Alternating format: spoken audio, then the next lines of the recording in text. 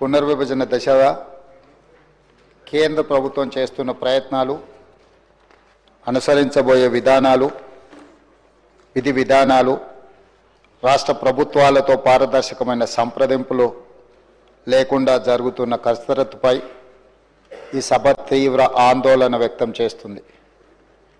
అన్ని రాష్ట్ర ప్రభుత్వాలు, అన్ని రాజకీయ పార్టీలు, భాగస్వామ్య పక్షాలతో విస్తృతమైన సంప్రదింపుల తర్వాత పునర్విభజన కసరత్తును పారదర్శకంగా చేపట్టాలని ఈ సభ కోరుతుంది.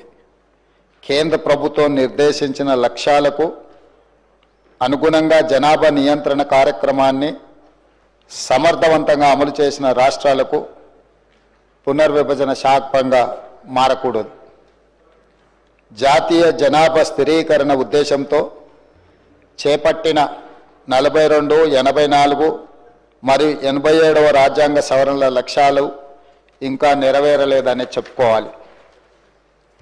జనాభా నియంత్రణ అమలు చేయడం ద్వారా జనాభా వాటా తగ్గిన రాష్ట్రాలు నష్టపోకూడదు.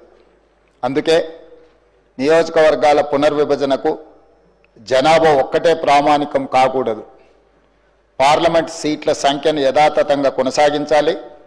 రాష్ట్రాన్ని యూనిట్గా తీసుకొని ఇప్పుడున్న నియోజకవర్గాల సరిహద్దుల మార్పులు చేర్పులు చేయాలి.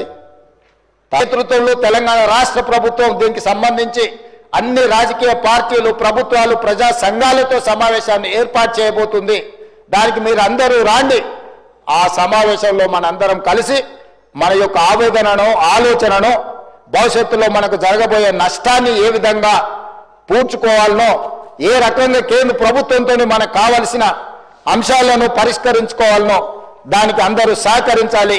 ఈ సభలో ఉన్న సభ్యులందరినీ సంపూర్ణంగా ఈ తీర్మానానికి మద్దతు పలికి రాజకీయాలకు అతీతంగా తెలంగాణ రాష్ట్రం రాజకీయ పార్టీలు, ప్రజా ప్రతినిధులు అందరూ కూడా మనం కలిసికట్టుగా ఉన్నామనే సందేశాన్ని కేంద్ర ప్రభుత్వానికి ఇవ్వాలి.